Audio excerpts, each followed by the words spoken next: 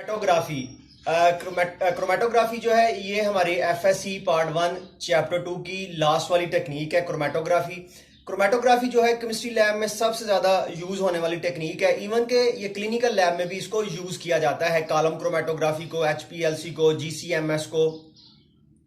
तो ये जो है ये एक बड़ी वर्सटाइल टेक्निक है। सेपरेशन के लिए, प्यूरिफिकेशन के लिए, आइडेंटिफिकेशन के लिए हम इसको यूज़ करते हैं। क्रोमेटोग्राफी का जो लफ्ज़ है ये निकला है क्रोमाटोज से, और क्रोमाटोज के मायने है कलर राइटिंग। सबसे पहले एक साइंटिस्ट था डिमिट्री ट्वीट, उसने क्रोमेटोग्राफी का एक्सपेरिमेंट परफॉर्म किया। उसने बेसिकली इसको क्लोरोफिल की सेपरेशन के लिए जो है वो परफॉर्म किया। उसने क्लोरोफिल एक्सट्रैक्ट लिया और साथ ही एक ग्लास ट्यूब में उसने कॉलम बनाया चाक का, कैल्शियम कार्बोनेट जो है उसका उसने कॉलम बनाया। जब उस क्लोरोफिल को उस कॉलम के ऊपर डाला तो उसने देखा कि आहिस्ता आहिस्ता जो क्लोरोफिल है वो चाक के साथ नीचे आ जाती है। तो उसके दो कलर अलग हो जाते हैं, एक उसका येलो कलर का बैंड बनता है और एक उसका ग्रीन कलर का बैंड बनता है। तो पता ये चला कि जो ग्रीन कलर का बैंड है ना, उसकी चाक के साथ कोई एफिनिटी ज्यादा नहीं है, कोई ज्यादा कशिश नहीं है, इसलिए वो वहां पे चिपक नहीं रहा, बल्कि वो आहिस्ता आहिस्ता बहते हुए नीचे आ जाता है। जबकि जो येलो कलर है उसकी अट्रैक्शन उस चाक के साथ ज्यादा है, इसलिए वो ऊपर ही रिटेन कर गया है। और अगर उस सॉल्वेंट को, यानी कि अगर क्लोरोफिल जो है उसको हमने एथानॉल में एक्सट्रैक्ट किया है, तो आप मजीद फ्रेश एथानॉल ऐड करते रहें तो एक वक्त आएगा कि कुछ ग्रीन कलर अलहदा हो जाएगा, और इसी तरह से मजीद एथानॉल ऐड करने से आपका येलो कलर जो है वो भी अलहदा हो जाएगा। तो आप क्लोरोफिल को दो डिफरेंट कलर में जो है वो सॉर्ट आउट कर लेंगे। इसकी क्रोमेटोग्राफी की बेसिक जो थी ना वो ये थी कि a solute distribute itself between two phases, one is stationary phase and other is mobile phase। अब हुआ ये कि देखें जो आपका क्लोरोफिल था उसको हमने उसका सोल्यूशन बनाया एथानॉल में। अब जो क्लोरोफिल के मॉलिक्यूल थे, क्लोरोफिल ए, क्लोरोफिल बी, वो उस एथानॉल में जो है वो मूव कर रहे हैं और उनके पास कोई ऑप्शन नहीं है। लेकिन जैसे ही आपने उनको चाक प्रोवाइड किया तो उन्होंने देखा कि अगर हमारी कशिश जो है वो चाक के साथ ज्यादा, तो वो चाक वाले कॉलम पे आ गए हैं, और अगर उन्हें चाक अच्छा नहीं लगा तो वो नीचे एथानॉल में ही रह गए हैं। तो ये सेपरेशन की बुनियादी टेक्निक ये थी कि जो भी आपके पास इनऑर्गेनिक आयन है या ऑर्गेनिक मॉलिक्यूल हैं, अगर वो एक सोल्यूशन में है तो वो हालत मजबूरी उधर है कि उनके पास कोई ऑप्शन नहीं है। आप उन्हें ऑप्शन प्रोवाइड कर दें, आप उसमें पेज डिप कर दें, आप उसमें सिलिका जो है रॉड वो रख दें, आप उसमें कैल्शियम कार्बोनेट रख दें, फोरसिल रख दें, या एगारोज डेक्सट्रोज जेल रख दें। तो अब जो वो आयन है या जो ऑर्गेनिक मॉलिक्यूल हैं वो अपनी कशिश के साथ डिसाइड करेंगे कि हमने सारी उम्र सोल्यूशन में ही गुजार देनी है या हमने स्टेशनरी फेज में जाना है।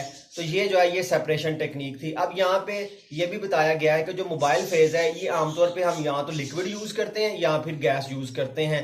जाहिर है लिक्विड और गैस के मॉलिक्यूल जो है वो फ्री टू मूव है, तो ये as a mobile phase use होंगे। और जो हमारी स्टेशनरी फेज है वो यहाँ तो सॉलिड है या फिर वो कोई लिक्विड किसी इनर्ट सॉलिड के ऊपर लगा हुआ है। फॉर एग्जाम्पल देखें, पहली दफा डिमिट्री ने एक्सपेरिमेंट किया जी चाक के साथ। अब अगली दफा हम ये करते हैं कि वो जो चाक है उसके बीड बना के उनके ऊपर कोई ऑयल लगा लेते हैं, उनके ऊपर हम कोई और ऑर्गेनिक कंपाउंड जो है वो लगा लेते हैं, सुक्रोज सिरप लगा लेते हैं, तो उसके साथ वो फिलिंग करते हैं। अब जो चाक है वो अंदर सिर्फ सपोर्टिंग मटेरियल होगा, उसके ऊपर जो आपने ऑयल लगाया है, आपने सुक्रोज सिरप लगाया है या कोई जेल वगैरह लगाई है, तो वो जो लिक्विड है वो बेसिकली सेपरेशन करवाएगा। तो जो आपकी स्टेशनरी फेज है वो दो तरह की है, यहाँ तो वो लिक्विड है क्योंकि किसी नट सॉलिड के ऊपर सपोर्ट किया गया होगा, या फिर वो सॉलिड खुद है। डिस्ट्रीब्यूशन कोफिशिएंट फॉर क्रोमेटोग्राफी के, ये जो के है ये हमारे पास एक रेशो है, ये है concentration of solute in mobile phase over concentration of solute in stationary phase. देखें अगर के की वैल्यू ज्यादा है तो मोबाइल फेज में सोल्यूट की कंसंट्रेशन ज्यादा होगी, यानी कि ऐसे सोल्यूट जिनके लिए के की वैल्यू ज्यादा है, डिस्ट्रीब्यूशन कोफिशिएंट जो है वो ज्यादा है, वो मोबाइल फेज में रहेंगे, वो आपकी स्टेशनरी फेज पे नहीं आएंगे, उनकी सेपरेशन करवाना जो है वो मुश्किल काम होगा। और ऐसे सोल्यूट जिनकी के की वैल्यू कम है, यानी कि उनके जो है हमारे पास denominator concentration in stationary phase उनकी वो ज्यादा होगी। तो जिनकी के की वैल्यू कम है, डिस्ट्रीब्यूशन कोफिशिएंट कम है, वो आसानी से स्टेशनरी फेज जो है वहां पे रह जाएंगे, वो मोबाइल फेज के साथ जो है वो नहीं जाएंगे। तो ये था डिस्ट्रीब्यूशन कोफिशिएंट। अब इसके बाद जो है वो हमारे पास हमारी बुक में दो इसकी टाइप्स दी गई हैं कि एक तो एडजॉर्प्शन क्रोमेटोग्राफी है और एक पार्टीशन क्रोमेटोग्राफी है। अगर आपकी स्टेशनरी फेज जो है वो कोई सॉलिड है तो सोल्यूट पार्टिकल उसकी सतह के ऊपर एडजॉर्ब होते जाएंगे, इसको कहते हैं एडजॉर्प्शन क्रोमेटोग्राफी।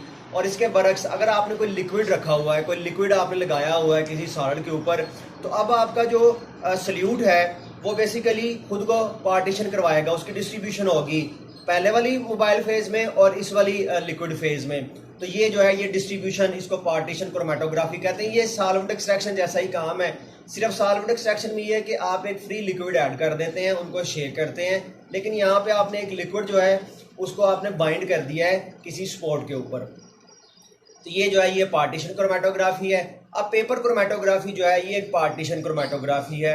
अब पेपर सुनने में तो लगता है कि जी पेपर सॉलिड है तो ये एडजॉर्प्शन क्रोमेटोग्राफी होगी, लेकिन असल में पेपर जो है वो पार्टीशन क्रोमेटोग्राफी इसलिए है कि जो भी आप क्रोमेटोग्राफी पेपर यूज करते हैं वो बेसिकली 100% ड्राई नहीं होता, बल्कि उसमें जो सेलुलोज पोर हैं वहाँ पे मॉइस्चर है, वो जो पानी है 6 से 8% बेसिकली वो आपकी सेपरेशन करवा रहा होता है ऑर्गेनिक फेज के साथ। तो ये जो है ये क्या है, पार्टीशन क्रोमेटोग्राफी है, ये आपकी एडजॉर्प्शन क्रोमेटोग्राफी नहीं है। फिर क्रोमेटोग्राफी के बारे में बताया गया कि 3 तरह की हमारे पास इसकी टाइप्स हैं, एक है असेंडिंग, एक है डिसेंडिंग और एक है रेडल। रेडल में क्या होता है कि आप एक सर्कुलर पेपर लेते हैं, क्रोमेटोग्राफी पेपर लेते हैं, उसके सेंटर में सैंपल रखते हैं, उसके ऊपर सॉल्वेंट ऐड करते रहते हैं, तो वो इसी तरह से सर्कुलर फैशन में फैलना शुरू हो जाता है। या आप क्या करते हैं, एक विक बना के उस पेपर को नीचे जो है वो सॉल्वेंट में ऐड कर दे, सॉल्वेंट ऊपर आता रहता है तो ऊपर से जो है वो सेपरेशन होती रहती है। असेंडिंग में क्या होगा कि सेंडिंग में आप ना स्टेशनरी फेज को हेल्ड करेंगे आपकी मोबाइल फेज में, मोबाइल फेज आहिस्ता आहिस्ता जो है वो कैपिलरी रिएक्शन की वजह से ऊपर की तरफ आती जाएगी, सेपरेशन होती जाएगी। और डिसेंडिंग में क्या होगा कि यही जो मोबाइल फेज है ये ऊपर रख देंगे और ऊपर से आहिस्ता आहिस्ता वो लिक्विड जो है वो नीचे की तरफ पर्कुलेट होगा। ये जो डिसेंडिंग क्रोमेटोग्राफी है ये ज़रा ज़्यादा फास्ट है उससे असेंडिंग से, लेकिन डिसेंडिंग जो है इसमें सेपरेशन जो है वो इतनी अच्छी नहीं होती जितनी कि असेंडिंग में होती है।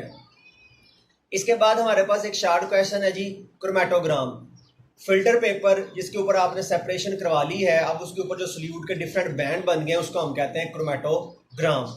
अब ये जो क्रोमेटोग्राम है सारे के सारे जो सल्यूट हैं वो विजिबल नहीं होते, जैसे लेड है, कैडमियम आइन है, तो ये हमें इनविजिबल नजर आते हैं। तो फिर हम इनको डेवलप करवाते हैं हाइड्रोजन सल्फाइड से, सोडियम सल्फाइड के लिक्विड में डिप करते हैं तो लेड सल्फाइड और कैडमियम सल्फाइड बनता है। लेड सल्फाइड ब्लैक स्पॉट देगा और कैडमियम सल्फाइड जो है वो येलो स्पॉट देगा। बड़ा मशहूर शार्ट क्वेश्चन है RF value, retardation factor. Retardation factor जो है ये रेशो है distance travelled by solute over distance travelled by solvent. तो ये जो रेशो है, अगर ये रेशो ज़्यादा होगी तो जो हमारा सल्यूट है वो क्या करेगा, वो ज़्यादा ऊपर मूव करेगा, और अगर आरएफ की वैल्यू कम होगी तो वो पेज पे नीचे ही रह जाएगा, यानी कि उसकी मोबाइल फेज के साथ एफिनिटी कम थी और स्टेशनरी फेज के साथ उसकी एफिनिटी जो है वो ज़्यादा थी।